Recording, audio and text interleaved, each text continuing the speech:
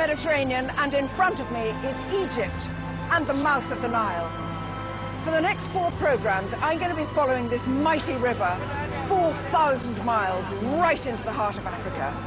Join me, stay with me. You'll feel foolish if you don't. Yes. We're now officially in the Nile.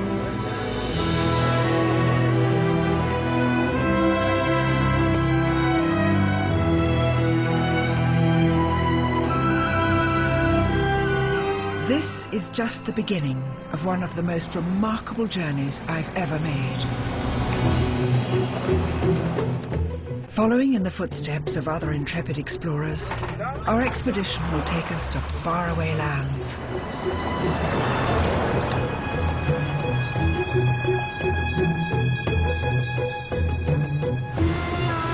Spectacular scenery. Ooh. Extraordinary people. Oy. Yes! The adventure of a lifetime.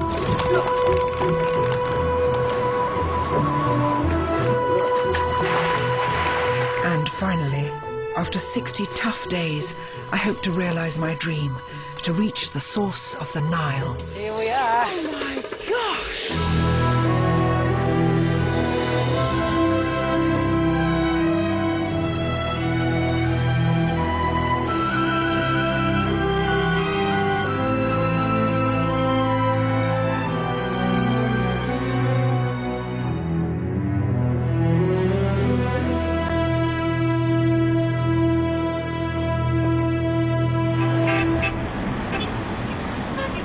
I'm starting in Alexandria, one of the most famous cities of the ancient world. It's played host to history's A-list, founded by Alexander the Great, home of Cleopatra, Egypt's last queen, conquered by Napoleon, and visited by Churchill. So here is this extraordinary continent of Africa. As an army brat, we used to travel out to the Far East and back by ship, and we always came here past Aden, up through the Red Sea, take on a pilot, cross through the Suez Canal. I used to look out to the left and just wonder, knowing that was Egypt, knowing that was Africa, knowing that that was the Nile, which of course you couldn't see. And I've been yearning to see this since I was a little girl sailing to and fro. And we're going to be following this colossal river, not only through Egypt, because people say, you're going on the Nile, how lovely, you'll see Egypt. And you go, Egypt isn't the half of it, it isn't the quarter of it. This journey will take me through 5 countries. From Egypt, we'll cross into the deserts of northern Sudan, where in Khartoum the Nile is joined by the Blue Nile, and we'll take a new direction, following the river into the highlands of Ethiopia.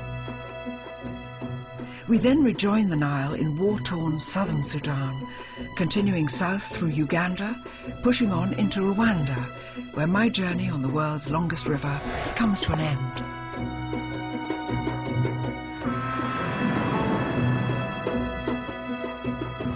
It's an unbelievable journey we're going to be making, and we're just up here.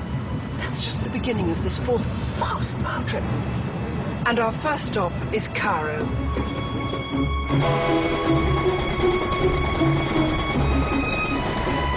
To get to Cairo, the train travels through the Nile Delta, a huge agricultural area the size of Wales and home to over 40 million people.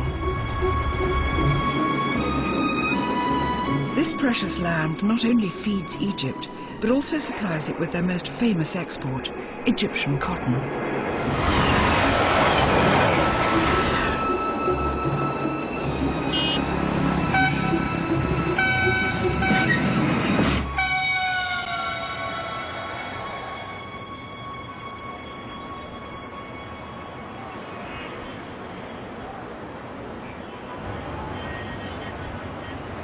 The Nile in Cairo is crisscrossed with bridges. It's so lovely because each time you get on one, which we're just about to now, you look down and see those fabulous waters. Look how wide it is. It's a huge river, and it's got this Nile green, which I haven't got 2 years because tomorrow I set off on the next part of my journey. But you can't leave Cairo without seeing the pyramids.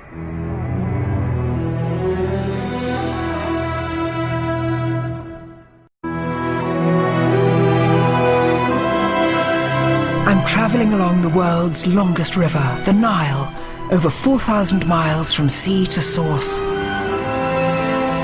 It's the most remarkable journey I've ever made. Wow, it's so busy! It started over a month ago in Egypt. Phenomenal.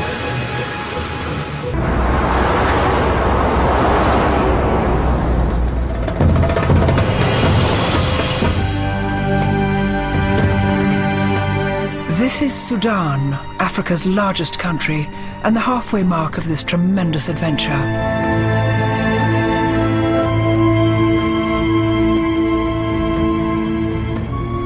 After a week in the desert, I'm looking forward to being back on the river.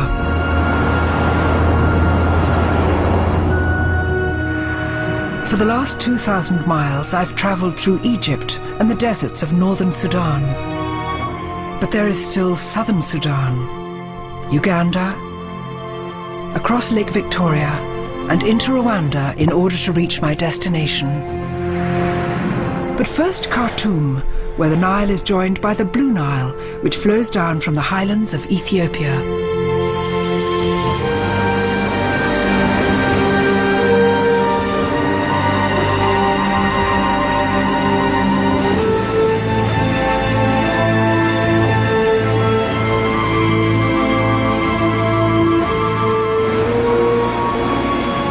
Absolutely thrilling. This is where the two great rivers meet. The Blue Nile, the White Nile. And you can just see the difference here. Almost like a line dividing the two rivers. And I've heard this, it's extraordinary. We all think of water mingling together. But here, and all in other parts of the world too, when rivers meet, they sometimes flow for as long as 10 miles together without mixing. You can see patches of it over there, where this rather browner Blue Nile is nearly mixing with the White Nile, which is coming from under those bridges. This is exactly where they meet. Yalla, Walid, yalla.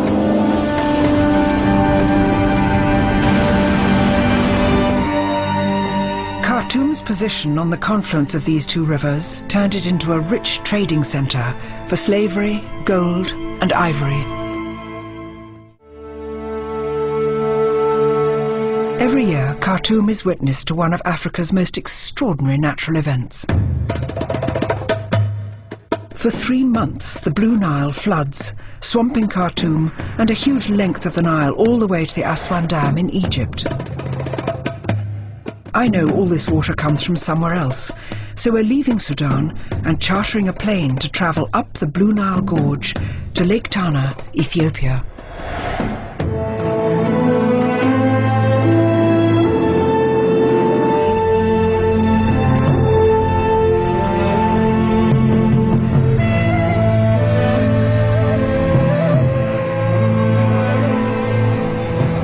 Tell me, Captain, is that the Blue Nile down there? Down there, yeah. How incredible.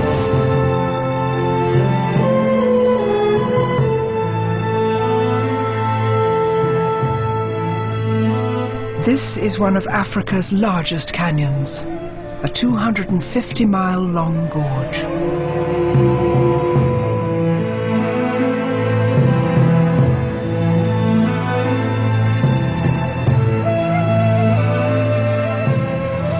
Absolutely thrilling. We are now flying over the deep, deep gorges, and at the bottom of it, the Blue Nile. I've got to say, it doesn't look blue at all. It looks the kind of colour of vanilla fudge or something.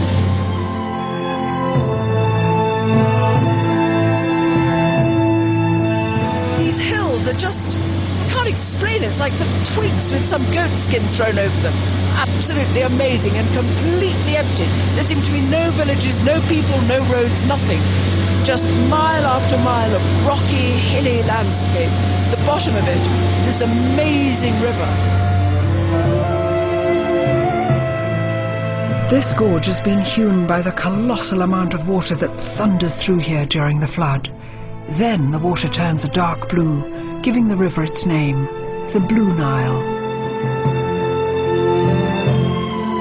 It really is a big river, and the river is fast in some areas and waterfalls, there's no way you can really plan to travel a long distance.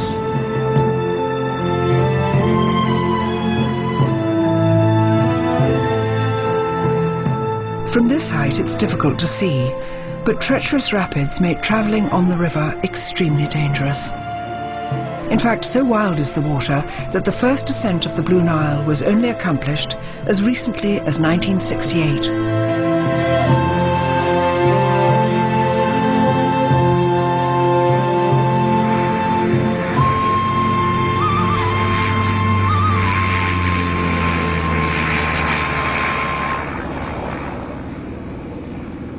At the top of the gorge is Ethiopia's largest lake.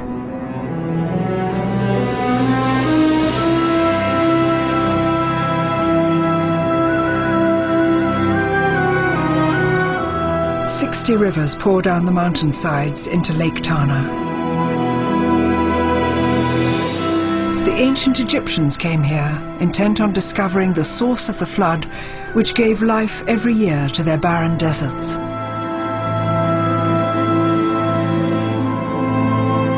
Nestled on the side of the lake is the town of Bahadar.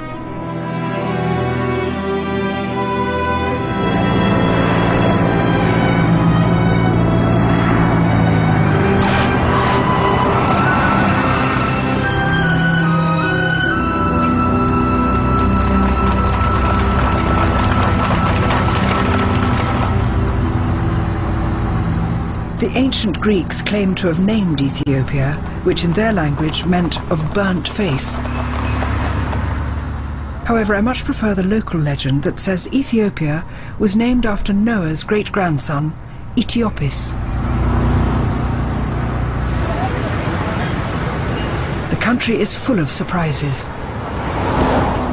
Its culture is one of Africa's oldest and most diverse, with influences from the ancient Egyptians and Arabia. It has its own alphabet and language called Amharic, spoken nowhere else. And it even has its own calendar, putting it 7 years behind the rest of the Western world. Their culinary treat is a sort of pancake. Known as injera, this is Ethiopia's national dish. The only thing about these injera pancakes is that they have a sort of look of tripe about them, which can put you off, particularly when they come rolled up like wet flannels, like something you'd sort of cleaned the floor with and hadn't wrung out. You don't eat them hot like we eat pancakes hot. You let them cool down. Again, something which our palate might go, what a shame, I'd have loved it hot with maybe some thick cream and honey. But no. You can eat injera with pickles and spices, or in my case, I've gone for potato stew. Thank you. Amaseganalo. Thank you in Amharic is amaseganalo, and it's a really hard word to remember, and we keep forgetting it. And this is what you do. You tear off a little piece like this, like that. You can sort of almost see through it. Absolutely beautiful. And then you pick up a piece of this lovely potato, like that. Put it in your mouth, trying to look a bit nicer than that. Injera has a sour, nutty taste, but actually it melts in the mouth. It does look a bit like tripe, sort of smooth on one side, but that very sort of aerated holy bit on this side. It's actually delicious. Is it? Of course, you can't have injera without trying the local brew, tej. Unlike northern Sudan, alcohol isn't banned here. That said, there aren't pubs on every corner, but there are drinking dens called tej houses, hidden, out-of-the-way places known only to the locals. After 2 weeks of not drinking at all in Sudan, I thought it might be, just a night to sort of break the fast, and